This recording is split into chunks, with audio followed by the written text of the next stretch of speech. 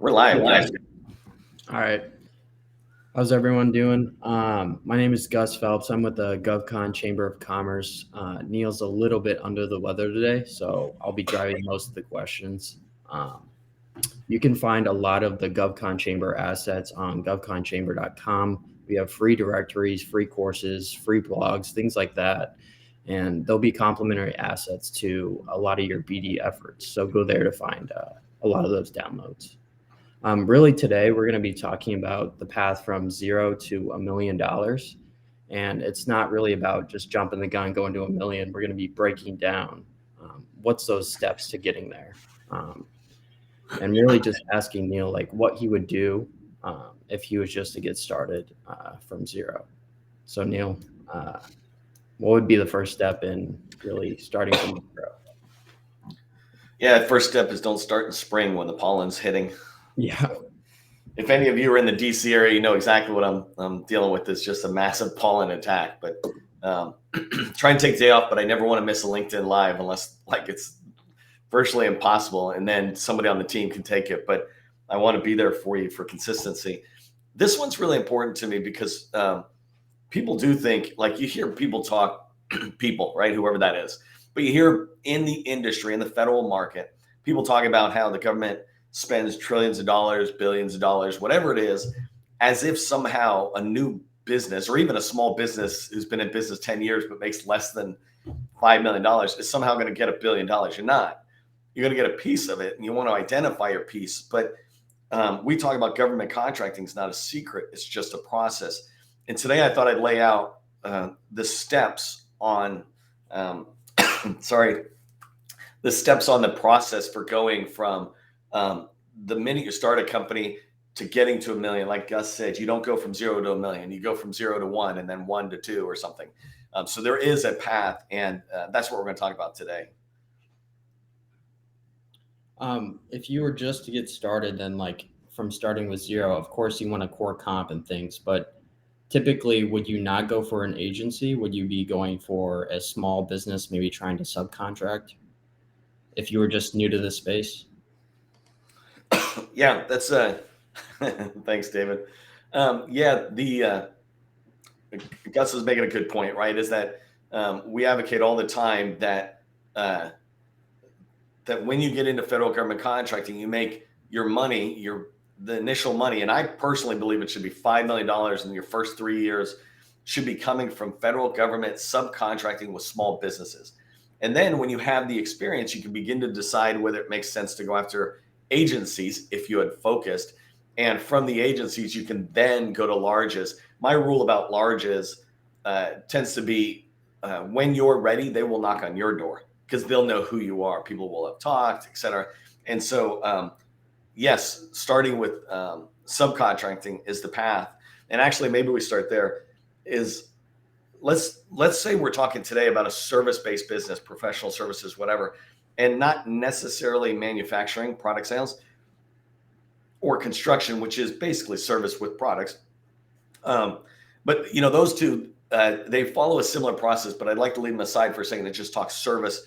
And this is what I would consider the happy path, right? Is that everything in here would be replicated in products and services or in construction with tweaks. And so I'm not here to talk about tweaks today. There's 3 ways basically you can make money. Now, if you're a salesperson, business developer, or capture, you need to understand this from the owner's perspective. But I'm speaking from an owner of a company starting up a new small business, or they have a small business. You make money as a W-2. That means you're an employee.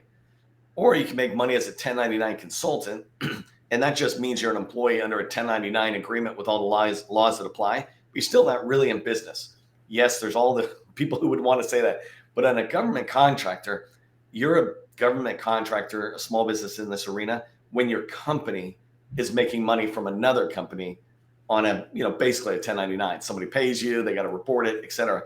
And so when you think about coming out of the gate, or when you think about making money, and this is going to apply to people trying to make 10 million. We'll talk about this in a minute, 10 million and 100 million, because it's all process. But yeah, start with small business subcontracting, and then understand you really are just trying to get to being a 1099 subcontractor under another company. And it could still be you doing the work, which seems like an employee, but it really is not. So let me pause there and stop talking for a second. Yeah, if you're doing a 1099 or W-2, I think that also allows you to just gain experience and learn what a small business does from the inside. So you also get experience from whatever your core comp is, but you really get insight of how that small business is running from the inside, and you can gather experience from that. Also, with the subcontracting, that's probably the fastest ROI to getting money right away. It might not be $1 million, but it's just something to get you eating money, correct? Well, there's two ways of thinking about subcontracting, right? One might be subcontracting on a new opportunity, so that could still be a long ROI path. Yeah. And then the other is subcontracting on an existing award, which is generally what I talk about.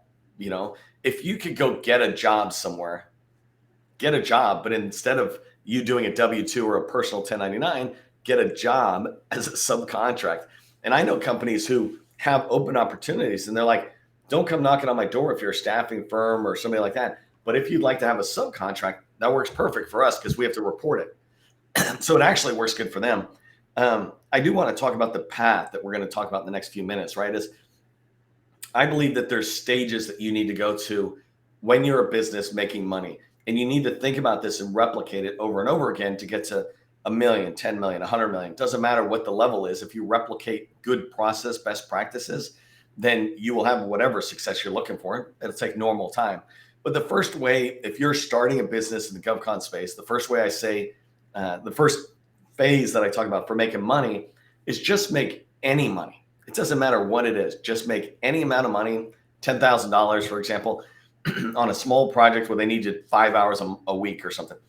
Any money, but make sure it's profitable. Never, ever make a dollar that's not profitable. This is not an investment scheme or something.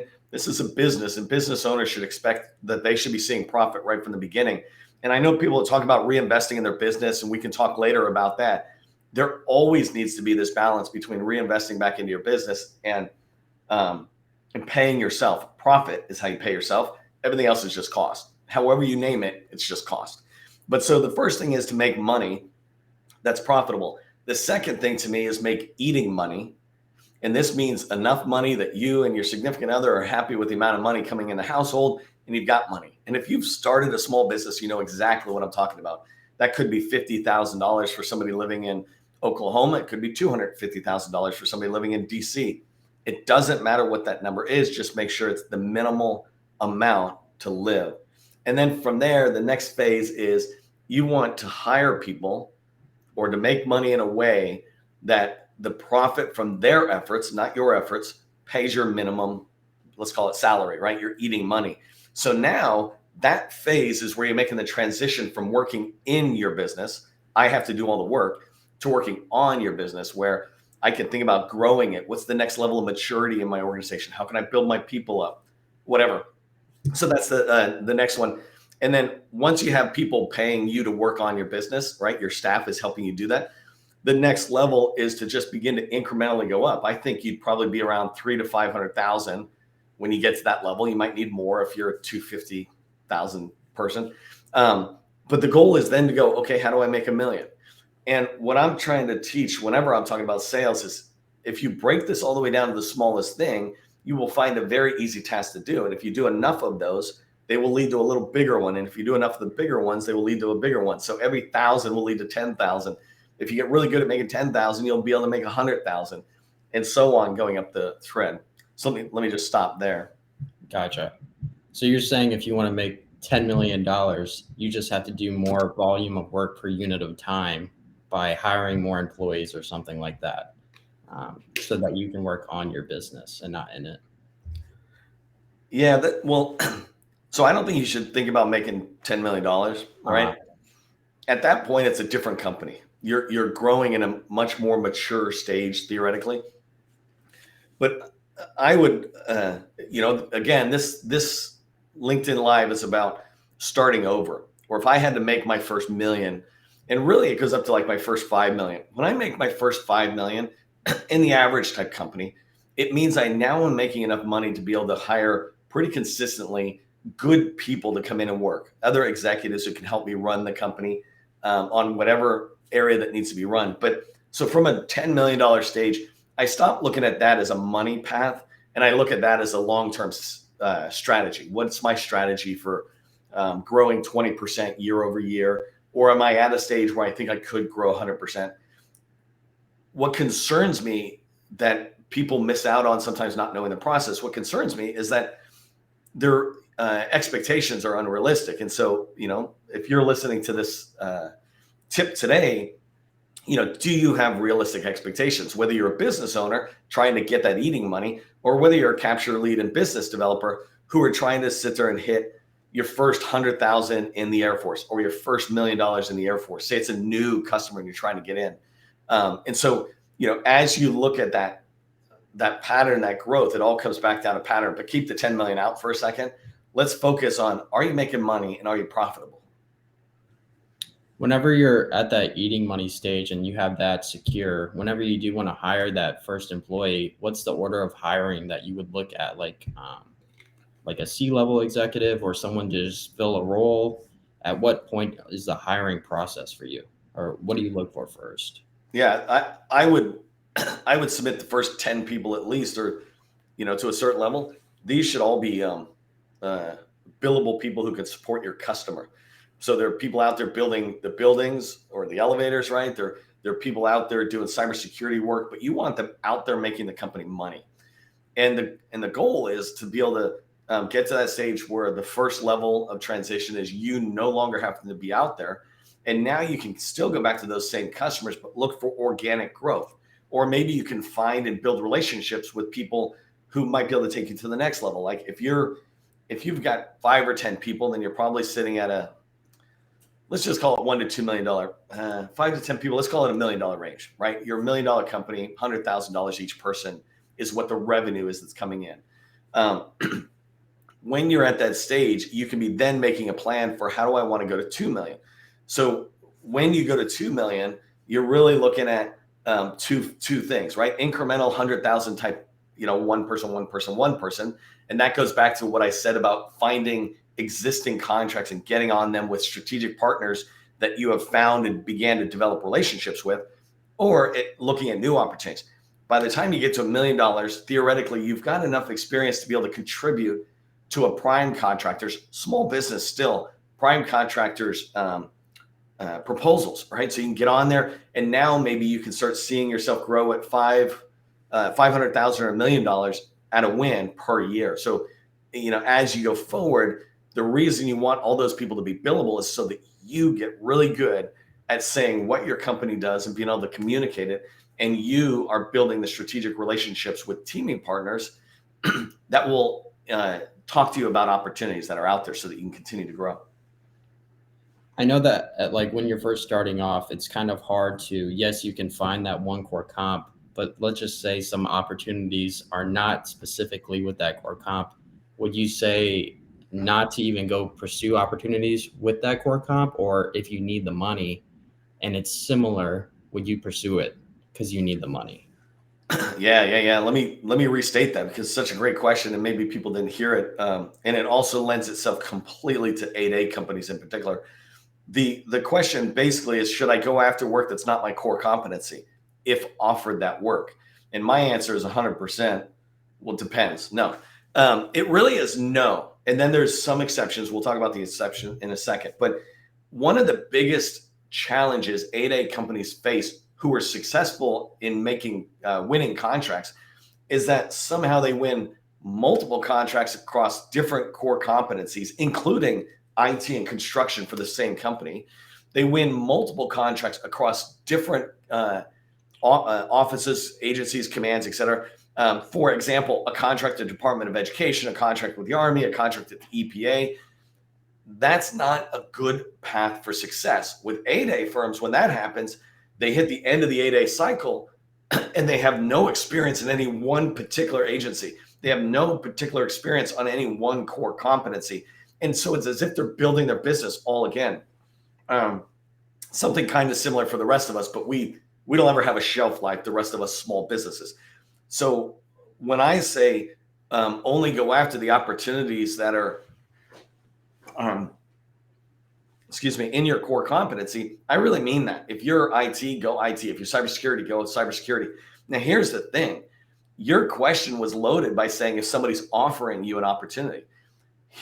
That's what you got to watch out for. Who is offering you an opportunity that's outside of your core competency? Are you communicating your core competency so clearly that they know that you're the risk management framework people? I'm going to you for risk management framework, maybe continuous ATO or cybersecurity. This is all in that same space. I am not coming to you for Oracle software development.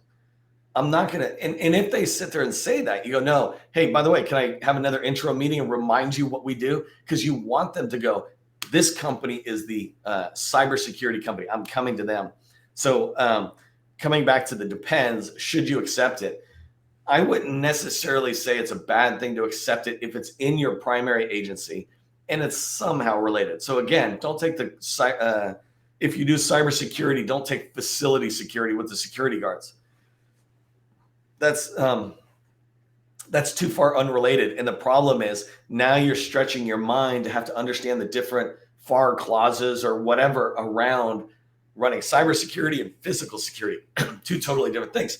But if they say, can you do Oracle software development, and it's in your target agency, and you already got some cyber business in there, then maybe what you can say is, hey, we got a teaming partner I'd love to bring in. And you go find an Oracle teaming partner to bring in to do that work. You take your profit off the top or whatever, right? And then you can go for that. My concern is that if you let other people drive the growth of your company by them throwing stuff at you, you will never grow your company. The rest of us will grow your company, and you don't want that. Oh, that's awesome advice. So you're saying save yourself the headache downstream by sticking with your core comp, even if it's related. And if you spread yourself too thin, slowly you'll start spreading yourself thin across the board over time and slowly getting away from that core comp and not really having a marketing asset or marketing message, that one thing, that one core comp. And it might be difficult for you in the future, right? Yeah, we teach. In fact, I got a webinar coming up on May 3rd, and people can find that on govconchamber.com. But in that webinar, it talks about starting and building relationships that lead to federal revenue. And part of the guidance that I give is you must be focused on the agency you want to go after, and you must be focused on the core competency. If you are, all the people you begin to build relationships with will know you as the SharePoint company or the cybersecurity company or whatever. There's this term pigeonhole where they go, oh, like in a movie, Gus is always the villain or something. It's like, I don't want to be the villain. I want to be other things. But in business, and especially for a small business, being pigeonholed or typecast as the SharePoint company or as this is perfect, because once you're in, then you can expand to go get the rest of the business you want. But you need people to remember you, and they can't do that if you're telling them you do everything. Okay. So really get in with one core comp, and then you can expand on other things later. But initially, it is that one core comp that's going to get you in the door, and also maybe referrals from other people from that first core comp or single thing you do, right? Yeah, and this goes back to how to make money, right? The topic of this LinkedIn live session is the first way you're making money. And by the way, when I said going towards 10 million, this exact same process can be followed by a brand new business owner or by a capture or business lead who's going into a brand new agency. It's the same thing. When you get to a new agency, just get your foot in the door. And so if you can get a $10,000 or $50,000 contract, subcontract, where you're working on a project, you're in the door. You're starting to get security clearances. You're starting to build relationships. You're starting to learn about that agency. And so this idea of getting that initial money is vital. You need to go from zero to something and make sure that it's profitable. Never, ever be in a rush for growth.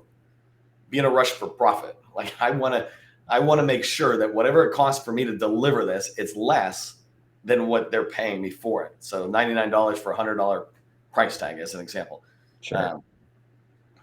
And once you have those employees, let's just say they are making you money, at what point would you transition from strictly subcontracting to maybe pursuing an agency in full?